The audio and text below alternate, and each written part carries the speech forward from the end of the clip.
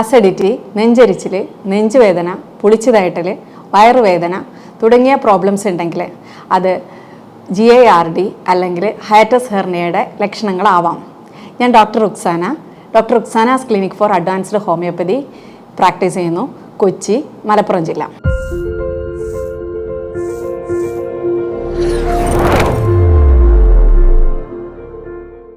ഈ 80% ഇങ്ങനെ പ്രോബ്ലംസ് ഉണ്ടാവാനുള്ള കാരണക്കാർ നമ്മൾ തന്നെ കേട്ടോ. നമ്മുടെ ജീവിതശൈലിയിലും അതുപോലെ തന്നെ നമ്മുടെ ഭക്ഷണ രീതിയിലൊക്കെയുള്ള വ്യത്യാസമാണ് ഇത്തരം പ്രോബ്ലംസ് നമുക്ക് ഉണ്ടാക്കുന്നത്. അതായത് നമ്മുടെ എക്സസൈസ് ഇല്ലായ്മ, അതുപോലെ തന്നെ ഭക്ഷണം ക്രമം തെറ്റിക്കഴിക്കുക, ആവശ്യമില്ലാത്ത ഭക്ഷണങ്ങൾ, അതായത് കൊഴുപ്പ് കൂടുതലുള്ള ഭക്ഷണങ്ങൾ ധാരാളമായിട്ട് കഴിക്കുക, എണ്ണയിലും വറുത്തും പൊരിച്ചൊക്കെയാണല്ലോ നമ്മളിപ്പോൾ കഴിക്കുന്നത്. അതുപോലെ തന്നെ ഒരു സമയത്ത് തന്നെ ഒരുപാട് ഭക്ഷണം ഒരുമിച്ച് കഴിക്കുക. അപ്പോൾ നമ്മൾ ചിലപ്പം ഓഫീസിലൊക്കെ ആയിരിക്കും, അപ്പം കുറച്ച് സമയം തെറ്റി വരുമ്പോൾ നമ്മൾ ഒറ്റയടിക്ക് ഉച്ചക്കത്തെ ഭക്ഷണം മുഴുവൻ വൈകുന്നേരം അങ്ങ് കഴിക്കും ഒരുമിച്ച്. അപ്പോൾ ഈ രീതിയിലൊക്കെ ചെയ്യുമ്പോഴൊക്കെയാണ് ഇത്തരം പ്രോബ്ലംസ് ഉണ്ടാകുന്നത്. അതുപോലെ ഉറക്കക്കുറവ്, അതും ഇതിന് മെയിൻ ഒരു കാരണമാണ് അസിഡിറ്റി ഉണ്ടാവാനുള്ളത്. അതായത് ഉറക്കം കൃത്യമായിട്ട് കിട്ടിയിട്ടില്ലെങ്കിൽ നമ്മുടെ ഇൻഡസ്ട്രൈൻ്റെ ഫംഗ്ഷനൊന്നും കറക്റ്റായിട്ട് നടക്കില്ല. അപ്പോൾ ഇത്തരം പ്രോബ്ലംസ് ഉണ്ടാവാം. അതുപോലെ എക്സസൈസ് വളരെ നിർബന്ധമാണ്. നമ്മളിപ്പം ഇപ്പോൾ പണ്ടൊക്കെ ഉള്ള ആൾക്കാരെന്ന് പറയുമ്പോൾ പുറത്തൊക്കെ പോയിട്ട് ഒരുപാട് ജോലിയൊക്കെ ചെയ്തിരുന്ന ആൾക്കാരാണ്. അപ്പോൾ ഇപ്പം എന്താണെന്ന് വെച്ചാൽ നമുക്ക് ഓഫീസ് വർക്കാണ് കൂടുതലായിട്ടുള്ളത്. അപ്പം സ്ട്രെസ് ഒരു കൂടുതൽ ഉണ്ടാവുകയും ചെയ്യും, എന്നാൽ ഭക്ഷണം കൃത്യമായിട്ട് കഴിക്കാനും പറ്റില്ല, അതുപോലെ തന്നെ ഈ എക്സസൈസും കിട്ടുന്നില്ല. അപ്പോൾ ഈ അവസ്ഥയിൽ എന്തായാലും നമുക്ക് അസിഡിറ്റി ഉറപ്പാണ്. അപ്പോൾ ഇത്തരം സാഹചര്യങ്ങൾ വരുന്നത് കൊണ്ട്, അതുപോലെ തന്നെ ഉറക്കക്കുറവ് ഇതിനൊരു മെയിൻ ഫാക്ടറാണ്. അതുപോലെ സ്ട്രെസ്സ് കൂടുതലായിട്ട് വരുമ്പോൾ, ഹോർമോണൽ വേരിയേഷൻസ് വരുമ്പോൾ നമ്മുടെ ദഹന പ്രക്രിയയിൽ പ്രശ്നങ്ങളുണ്ടാവും. അതുപോലെ ഹോർമോൺ വേരിയേഷൻസ് എന്ന് പറയുമ്പോൾ ചിലപ്പോൾ ചില മെൻസ്ട്രൽ ടൈമിലൊക്കെ ലേഡീസിനൊക്കെ അങ്ങനെ ഇഷ്യൂസ് വരെ, ഓവുലേഷൻ്റെ ടൈമിലൊക്കെ ഇതുപോലെ അസിഡിറ്റി കാണാറുണ്ട്. ഹോർമോൺ വേരിയേഷൻ വരുന്നത് കൊണ്ട് ദഹന പ്രക്രിയയിൽ മാറ്റങ്ങൾ വരുന്നു. കറക്റ്റ് നമുക്ക് ആവശ്യം വരുന്ന ആസിഡും അതുപോലെ ബൈലൊന്നും കറക്റ്റായിട്ട് അവിടെ കിട്ടിയിട്ടില്ലെങ്കിൽ നമുക്ക് ദഹനം കറക്റ്റായിട്ട് നടക്കില്ല. അപ്പോൾ ഇതുപോലെയുള്ള ബുദ്ധിമുട്ടുകൾ ഉണ്ടാവാം. അതുപോലെ തന്നെ പുകവലി, മദ്യപാനം, എന്തെങ്കിലും ഡ്രഗ്സൊക്കെ യൂസ് ചെയ്യുന്ന ആളുകളിൽ, പിന്നെ കണ്ടിന്യൂസ് ആയിട്ട് ചിലപ്പോൾ ചില മരുന്നുകൾ എടുക്കുന്ന ആളുകളിലും ഇത്തരം പ്രോബ്ലംസ് ഉണ്ടാവാം. അതായത് ചിലപ്പം കണ്ടിന്യൂസ് ആയിട്ട് ആൻറ്റിബയോട്ടിക്, സ്റ്റീറോയിഡ് ഇങ്ങനത്തെ ഒക്കെ എടുക്കുന്ന ആളുകളുണ്ടാവും. ആൻറ്റി ക്യാൻസറസ് ഡ്രഗ്സ് ഒക്കെ എടുക്കുന്ന ആൾക്കാരുണ്ട്. അപ്പോൾ ഇത്തരം മെഡിസിൻസുകളൊക്കെ കണ്ടിന്യൂസ് ആയിട്ട് ഉപയോഗിക്കുമ്പോഴും ഇതുപോലെ നമ്മുടെ സ്റ്റൊമക്കിൻ്റെ ലൈനുകൾക്ക് ഇത് സംഭവിച്ച്, ലൈനുകൾക്ക് തകരാറ് സംഭവിച്ച് ഇതുപോലെ തന്നെ ബുദ്ധിമുട്ടുകൾ ഉണ്ടാവാൻ സാധ്യതയുണ്ട്. അതുപോലെ തന്നെ വേറൊരു പ്രശ്നം എന്ന് വെച്ചാൽ, ഈ എക്സസൈസ് കൃത്യമായിട്ട് നമ്മൾ നിർവഹിക്കുകയാണെങ്കിൽ ഒരുവിധം ഇത് നമുക്ക് കൺട്രോൾ ചെയ്യാൻ പറ്റും. അതുപോലെ നമ്മുടെ ഭക്ഷണ രീതിയിലും ചേഞ്ചസ് വന്നു കഴിഞ്ഞാലും ഇത് നമുക്ക് ഒരു പരിധി വരെ കൺട്രോൾ ചെയ്യാൻ പറ്റും.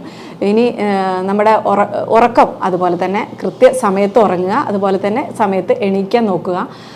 പിന്നെ ഉള്ളത് എന്താണെന്ന് വെച്ചാൽ, നമ്മൾ ഈ 80% കേസിലും നമുക്ക് ഈ ഒരു പ്രശ്നം നമുക്ക് തന്നെ കൺട്രോൾ ചെയ്യാൻ സാധിക്കുമെങ്കിലും, അത് നമുക്ക് ഇത്തരം പ്രോബ്ലംസ് ഒക്കെ ഉണ്ടെങ്കിൽ നമ്മൾ പൊതുവെ ചെയ്യേണ്ട കാര്യം എക്സസൈസ് കൃത്യമാക്കുക, ഉറക്കം കൃത്യമാക്കുക, വെള്ളം ധാരാളമായിട്ട് കുടിക്കുക, ഫൈബർ കണ്ടെയ്നിങ് ആയിട്ടുള്ള ഭക്ഷണങ്ങൾ, പ്രോട്ടീൻ കണ്ടൻ്റ് ആയിട്ടുള്ള ഭക്ഷണങ്ങളൊക്കെ കൂടുതലായിട്ട് കഴിക്കുക, അതുപോലെ ഫാറ്റ് അവോയ്ഡ് ചെയ്യുക, കൃത്യമായ സമയത്ത് ഭക്ഷണം കഴിക്കുക, അതുപോലെ തന്നെ കുറച്ച് ഭക്ഷണം ആ സമയത്ത് ഇടവേള കൂട്ടാം നമുക്ക്, പക്ഷേ കഴിക്കുന്ന ഭക്ഷണം ഒരുപാടാവരുത്.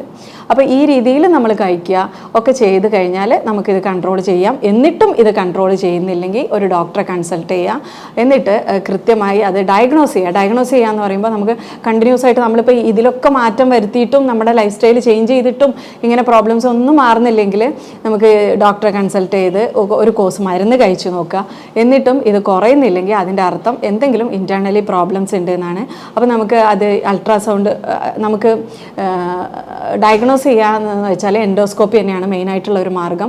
അപ്പോൾ ഈ ഒരു എൻഡോസ്കോപ്പി ചെയ്ത് കഴിഞ്ഞാൽ നമുക്ക് കൃത്യമായിട്ട് എന്താണോ പ്രശ്നം എന്ന് മനസ്സിലാക്കാൻ പറ്റും.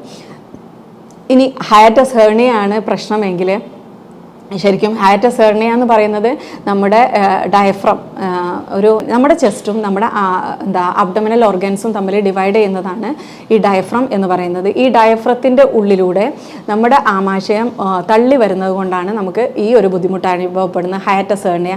അത് ചില ആളുകളിൽ കാണാറുണ്ട്. അത് എന്നിരുന്നാൽ തന്നെയും നമുക്ക് ഒരു ശ്വാസതടസ്സം അനുഭവപ്പെടുക, നെഞ്ചരിച്ചിലാണ് മെയിനായിട്ട് അത് ഉണ്ടാക്കുന്നത്. അപ്പോൾ ഇതുപോലെയുള്ള പ്രശ്നങ്ങൾ വരുമ്പോൾ ഇങ്ങനെ വരാം. പക്ഷെ മെയിനായിട്ട് GIRD ഉള്ള ആളുകളിൽ ആളുകളിലാണ് ഇത്തരം കൂടുതലായിട്ട് അസിഡിറ്റി നെഞ്ചരിച്ചിലും ഒക്കെ ഉണ്ടാകുന്നത്. GIRD എന്ന് പറഞ്ഞാൽ ഗ്യാസ്ട്രോ ഇൻഡസ്ട്രൈനൽ റിഫ്ലക്സ് ഡിസീസ്. ഇത് എന്താണെന്ന് വെച്ചാൽ നമ്മൾ കഴിക്കുന്ന ഭക്ഷണം നമ്മുടെ ചവച്ചരച്ച് നമ്മൾ അന്നനാളത്തിലൂടെ ഇങ്ങനെ പോയി നമ്മുടെ ആമാശയത്തിന് അവിടെ ഒരു ചെറിയ വാൽവുണ്ട്, അത് ഓപ്പൺ ആയിട്ട് അത് ഉള്ളിലേക്ക് വീഴും ഭക്ഷണ സാധനങ്ങൾ. അത് കഴിഞ്ഞ് നമ്മൾ ഭക്ഷണം അതിനകത്ത് വന്നു കഴിഞ്ഞാൽ അത് ക്ലോസ് ആവും. അത് ശരിക്കും ക്ലോസ് ആയിട്ടില്ലെങ്കിൽ ചിലപ്പം ദഹിക്കുന്ന സമയത്ത് ആമാശയത്തിലുള്ള പകുതി ദഹിച്ച ഭക്ഷണ സാധനങ്ങളും അതുപോലെ തന്നെ അതിനകത്തുള്ള ആസിഡും ബൈലൊക്കെ മുകളിലോട്ട് തള്ളി വരാനുള്ള സാധ്യതയുണ്ട്. അതുപോലെ തന്നെ ഈ ആസിഡിൻ്റെ ഫ്യൂംസും ഇതിൻ്റെ മുകളിലേക്ക് തള്ളി വന്ന് ചിലപ്പം ബുദ്ധിമുട്ടുകൾ ഉണ്ടാവാറുണ്ട്. ആ ബുദ്ധിമുട്ട് പറയുമ്പോൾ ചിലപ്പോൾ ചില ആളുകൾക്ക് തൊണ്ടവേദനയും തൊണ്ടയിൽ എരിച്ചിലൊക്കെ ആയിട്ടൊക്കെ വരാറുണ്ട്. അതുപോലെ ഒരു തടസ്സം പോലെ തൊണ്ടയ്ക്ക് തോന്നുക, അതുപോലെ നെഞ്ചിൽ ഭയങ്കര എരിച്ചിൽ തോന്നുക, നെഞ്ചിനൊരു ഭാരം തോന്നുക, ഛർദ്ദിക്കാൻ വരിക, അതുപോലെ പുളിച്ച് തെകിട്ടുക, ഇങ്ങനത്തെ ബുദ്ധിമുട്ടൊക്കെ അതുകൊണ്ടാണ് ഈ വരുന്നത്. അതായത് നമ്മുടെ ആമാശയത്തിൽ നിന്നും ഇത് തള്ളി മുകളിലോട്ട് വരികയാണ് അതിൻ്റെ ഫ്യൂംസൊക്കെ. അതുകൊണ്ട് നമുക്ക് വല്ലാത്തൊരു അസ്വസ്ഥതകൾ ഉണ്ടാവും ഇവർക്ക്. അപ്പോൾ ഇതിനുള്ള മാർഗം എന്ന് പറയുന്നത് ശരിക്കും ഇതിന് നമ്മുടെ ഭക്ഷണ രീതിയിൽ വ്യത്യാസപ്പെടുത്തുക എന്നുള്ളതാണ്. അതായത് കുറച്ച് ഭക്ഷണം നമ്മൾ കഴിക്കുക. ഇത്തരത്തിൽ നമ്മൾ ചെയ്തു കഴിഞ്ഞാൽ നമുക്ക് ഇത് ഒരു പരിധി വരെ കൺട്രോൾ വരുത്താൻ പറ്റും. അതുപോലെ ഫാറ്റ് അടങ്ങിയ ഭക്ഷണം കൂടുതൽ കഴിക്കാണ്ടിരിക്കുക, അപ്പോഴാണല്ലോ ആസിഡ് കൂടുതലായിട്ട് ഉൽപ്പാദിപ്പിക്കുക. അപ്പോൾ അതുപോലെ ബൈലും കൂടുതലായിട്ട് ഉൽപ്പാദിപ്പിക്കുന്നത്. അപ്പോൾ ഈ ഒരു ഫാറ്റ് അടങ്ങിയ ഭക്ഷണം കുറക്കുക, അതുപോലെ ഫൈബർ കൂടുതൽ കഴിച്ചു കഴിഞ്ഞാൽ ദഹന പ്രക്രിയ സുഗമമാക്കും. അപ്പോൾ തള്ളി വരൽ കുറഞ്ഞു വരും. അതുപോലെ തന്നെ നമ്മൾ വെള്ളം ധാരാളമായിട്ട് കുടിക്കുക, അതുപോലെ കറക്റ്റ് എക്സസൈസ് നമ്മൾ ചെയ്യുക. ഇത്തരം ചെയ്ത് കഴിഞ്ഞാൽ നമുക്ക് ഒരു പരിധിവരെ കൺട്രോൾ ചെയ്യാൻ പറ്റും. എന്നിട്ട് കൃത്യമായ മരുന്നെടുക്കുക. അതായത് ഈ ഒരു രോഗിയുടെ പ്രത്യേകതയും ഈ രോഗത്തിൻ്റെ പ്രത്യേകതയും ഒക്കെ അനുസരിച്ച് കറക്റ്റ് കോൺസ്റ്റിറ്റ്യൂഷണൽ റെമഡി എടുത്തു കഴിഞ്ഞാൽ പയ്യെ നമുക്ക് ഈ ഒരു അവസ്ഥ നോർമലാക്കി കൊണ്ടുവരാൻ പറ്റും. അതായത് ഈ നമ്മുടെ ഒരു ഇതിൻ്റെ വാൽവിൻ്റെ കൺട്രോൾ ഇങ്ങനെ നോർമലാക്കി ആ മസിൽസിൻ്റെ സ്ട്രെങ്തനിങ് കൂട്ടിക്കൊണ്ടുവരാൻ പറ്റും നമുക്ക് ഹോമിയോ മരുന്നിലൂടെ. അത് നമുക്ക് അതോടൊപ്പം തന്നെ നമ്മൾ നേരത്തെ പറഞ്ഞ രീതിയിൽ ഭക്ഷണത്തിലൊക്കെ നമ്മൾ ക്രമീകരിച്ച് കഴിഞ്ഞാൽ നമുക്ക് പെട്ടെന്ന് തന്നെ ഇതിൻ്റെ റിസൾട്ട് കിട്ടും. അതുകൊണ്ട് തന്നെ നിങ്ങൾക്ക് ഈ ഒരു ആസിഡിറ്റി ഉള്ള ആളുകളിൽ, ഈ GIRD ഉള്ള ആളുകളിലൊക്കെ ഇങ്ങനെ പയ്യെ ഈ ഒരു ആസിഡ് ഇങ്ങനെ തള്ളി വന്ന് പിന്നീട് ചിലപ്പോൾ ഇത് പ്രീ ക്യാൻസറസ് കണ്ടീഷൻ ആയിട്ടുള്ള ബെററ്റ് ഈസോഫാഗസ് എന്നുള്ള കണ്ടീഷനിലോട്ട് വരാനുള്ള സാധ്യത ഉണ്ടായതുകൊണ്ട് തന്നെ ഇത് നമ്മൾ തുടക്കത്തിൽ തന്നെ ഇത്തരം ഇഷ്യൂസ് ഇങ്ങനെ നിലനിൽക്കുന്നുണ്ടെങ്കിൽ നമ്മുടെ ജീവിത ശൈലിയിലും അതുപോലെ തന്നെ ഭക്ഷണ രീതിയിലൊക്കെ മാറ്റം വരുത്തിയിട്ടും ഈ ഒരു പ്രശ്നം ഇങ്ങനെ നിലനിൽക്കുന്നുണ്ടെങ്കിൽ നമുക്കൊരു ഡോക്ടറെ കൺസൾട്ട് ചെയ്ത് കറക്റ്റ് തുടക്കത്തിൽ തന്നെ ട്രീറ്റ്മെൻറ്റ് എടുത്ത് കഴിഞ്ഞാൽ ഇങ്ങനെ ഒരു പ്രീ ക്യാൻസറസ് കണ്ടീഷനിലോട്ട് പോകാതെ നോക്കാൻ പറ്റും. പിന്നെ ഈ ആസിഡ് തള്ളി വന്ന് ചിലപ്പോൾ നമുക്ക് അൾസർ ഉണ്ടാവാനുള്ള സാധ്യതയും കൂട്ടും. കാരണം എന്ന് വെച്ചാൽ നമ്മുടെ ലൈനിങ്ങുകൾ, നമ്മുടെ വായക്കകത്തൊക്കെ ഒരു കോട്ടിങ് കാണില്ലേ, ഒരു കൊഴുത്ത കോട്ടിങ്, അതുപോലെ തന്നെ നമ്മുടെ അന്നനാളത്തിലും ആമാശയത്തിലൊക്കെ ഇതുപോലെ കോട്ടിങ് ഉണ്ടാവും. ഈ കോട്ടിങ്ങിന് ഈ കൊറോഷൻ, അതായത് ചെറിയ രീതിയിൽ അതിന് പോറൽ വരും. നമ്മൾ ഈ ആസിഡും ഇതൊക്കെ തട്ടിയിട്ട് മുറിവുകൾ വരും. ഈ മുറിവുകൾ വരുമ്പോൾ പിന്നീട് അതൊരു അൾസറിലേക്ക് മാറാനുള്ള സാധ്യതയുണ്ട്. അപ്പോൾ നമ്മൾ ശ്രദ്ധിക്കേണ്ടത് നമ്മുടെ ഭക്ഷണം കൃത്യമായിട്ട് കഴിക്കുക. ഭക്ഷണത്തിൽ ഞാൻ നേരത്തെ പറഞ്ഞിട്ടുള്ള ഐറ്റംസ്, ഫൈബർ കൂടുതലായിട്ട് കഴിക്കുക, വെള്ളം ധാരാളം കുടിക്കുക, ഇടവേളകൾ കുറയ്ക്കുക, അതുപോലെ തന്നെ എമൗണ്ട് കഴിക്കുന്ന ഭക്ഷണത്തിൻ്റെ എമൗണ്ട് കുറയ്ക്കുക. ഇത്തരം രീതിയിൽ നമുക്ക് ഇത് കൺട്രോൾ ചെയ്ത് കൊണ്ടുവരിക. അതുപോലെ സ്മോക്കിങ്ങും അതുപോലെ ഡ്രഗ്സും അതുപോലെ ഡ്രിങ്ക്സൊക്കെ കഴിക്കുന്ന ആളുകളാണെങ്കിൽ അത് നമ്മൾ സ്റ്റോപ്പ് ചെയ്യുക പെട്ടെന്ന് തന്നെ. ഇനി നമുക്ക് ഉപയോഗിക്കാൻ പറ്റുന്ന നമ്മളെ വീട്ടിൽ കുറച്ച് കാര്യങ്ങൾ, ടിപ്സ് ഇതിന് ഉപയോഗിക്കാം. നമ്മളെ ഫുഡിൽ മാനേജ് ചെയ്യുക, അതുപോലെ തന്നെ നമ്മുടെ നേരത്തെ പറഞ്ഞ പോലെ എക്സസൈസ്, യോഗ വളരെ നല്ലതാണ്, സ്വിമ്മിങ് നല്ലതാണ്, അതുപോലെ റണ്ണിങ് എല്ലാം നല്ലതാണ്, നടത്തമൊക്കെ നല്ലതാണ്. അതോടൊപ്പം നമുക്ക് വീട്ടിൽ ചെയ്യാൻ പറ്റുന്നത് എന്ന് വെച്ചാൽ ധാരാളം ഫൈബർ കണ്ടെയ്നിങ് ആയിട്ടുള്ള ഭക്ഷണങ്ങൾ കഴിക്കുക. ഫൈബർ കണ്ടെയ്നിങ് എന്ന് പറയുമ്പോൾ വെജിറ്റബിൾസും ഫ്രൂട്ട്സും ഒക്കെ ധാരാളം കഴിക്കുക. അതോടൊപ്പം നമുക്ക് പാലിൽ കുറച്ച് മഞ്ഞളിട്ടിട്ട് തിളപ്പിച്ചിട്ട് കുടിക്കുകയാണെങ്കിൽ അത് വയറിന് നല്ലതാണ്. അതുപോലെ ചില ആൾക്കാർ ചോദിക്കാറുണ്ട് തൈര് കഴിക്കാൻ പറ്റുമെന്ന്.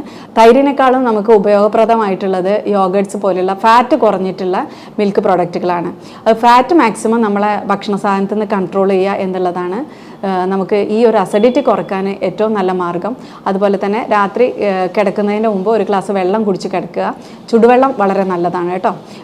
രാവിലെ എണീക്കുന്ന സമയത്തും ചുടുവെള്ളം കുടിക്കുക. ചില ആളുകൾക്ക് ഇപ്പോൾ ഹോം റെമഡീസ് ചിലതൊക്കെ ഉപയോഗിച്ച് കഴിഞ്ഞാൽ ഇപ്പം മഞ്ഞളിട്ടിട്ട് വെള്ളം തിളപ്പിച്ച് കുടിക്കുക, ഈ ഇഞ്ചി നീര് കുടിക്കുക, അതൊക്കെ ചിലപ്പോൾ ചില ആളുകൾക്ക് ബുദ്ധിമുട്ടുണ്ടാക്കും. അപ്പോൾ എന്താണോ നമുക്ക് ബുദ്ധിമുട്ടുണ്ടാക്കുന്നത്, എല്ലാ ആളുകളുടെയും ശരീരപ്രകൃതി ഒന്നല്ലല്ലോ. അപ്പോൾ അവർക്ക് ചില ആൾക്കാർ ഈ ഹോം റെമഡീസൊക്കെ ഓരോ ഡോക്ടേഴ്സ് പറയുന്നതിനനുസരിച്ചൊക്കെ നമ്മൾ എടുത്ത് കഴിക്കും. അപ്പോൾ ചിലപ്പം അത് ബുദ്ധിമുട്ടുണ്ടാക്കും, ഗുണത്തിനേക്കാളും ചിലപ്പോൾ ദോഷം ഉണ്ടാക്കാനുള്ള സാധ്യതയുണ്ട്. അപ്പം അത് എന്താണോ നമുക്ക് എന്താണോ പറ്റുന്നത് അതൊന്ന് കഴിച്ച് നോക്കിയിട്ട് നമുക്കത് ബുദ്ധിമുട്ടുണ്ടാക്കുന്നുണ്ടെങ്കിൽ അത് അവോയ്ഡ് ചെയ്യുക. ഞാൻ ഇപ്പോൾ നേരത്തെ പറഞ്ഞ പോലെ കൃത്യസമയത്ത് ഭക്ഷണവും കാര്യങ്ങളും ഒക്കെ കഴിച്ചു കഴിഞ്ഞാൽ തന്നെ നമുക്ക് ഇത് ഒരു 80% കൺട്രോൾ ചെയ്യാൻ പറ്റും. പിന്നെ എന്തെങ്കിലും അണ്ടർലൈനിങ് ഡിസീസ് ഉണ്ടെങ്കിൽ പിന്നെ അതിനെ ട്രീറ്റ്മെൻറ്റ് കൊടുക്കുക തന്നെ വേണം, എന്നാൽ തന്നെ അത് മാറുള്ളൂ. അല്ലാതെ ഹോം റെമഡീസും കാര്യങ്ങളൊക്കെ നമ്മൾ വെച്ചുകൊണ്ടിരുന്നാൽ നമുക്കിത് കംപ്ലീറ്റ് ആയിട്ട് മാറ്റുവാൻ സാധിക്കില്ല. അതുപോലെ തുടക്കത്തിൽ മാറ്റിക്കഴിഞ്ഞാൽ നമുക്ക് അതൊരു സിവിയർ രീതിയിലേക്കും അല്ലെങ്കിൽ അത് സിവിയർ കണ്ടീഷനിലോട്ടൊക്കെ വരാതെ നമുക്ക് കീപ്പ് ചെയ്യാനും സാധിക്കും. അതുപോലെ കൃത്യമായിട്ട് എന്തെങ്കിലും ഇഷ്യൂസ് ഉണ്ടെങ്കിൽ ഡോക്ടറെ കണ്ട് അതെന്താണെന്ന് ഡയഗ്നോസ് ചെയ്ത് കൃത്യമായ ട്രീറ്റ്മെൻറ്റ് എടുക്കുക. ഇനി ഇതിനെക്കുറിച്ച് എന്തെങ്കിലും ഡൗട്ട് നിങ്ങൾക്ക് ഉണ്ടെങ്കിൽ, നിങ്ങൾക്ക് എന്തെങ്കിലും ബുദ്ധിമുട്ട് ഇതുപോലെ വരുന്നുണ്ടെങ്കിൽ, അത് ഇതിനെക്കുറിച്ച് സംശയങ്ങളൊക്കെ ഉണ്ടെങ്കിൽ നിങ്ങൾക്ക് ഈ കാണുന്ന നമ്പറിൽ നമുക്ക് സംശയങ്ങൾ ചോദിക്കാം. അതുപോലെ തന്നെ കോൾ ചെയ്യാനും പറ്റും. ഇനി പുതിയ ഒരു ഹെൽത്ത് ടിപ്പുമായിട്ട് നമുക്ക് വീണ്ടും കാണാം.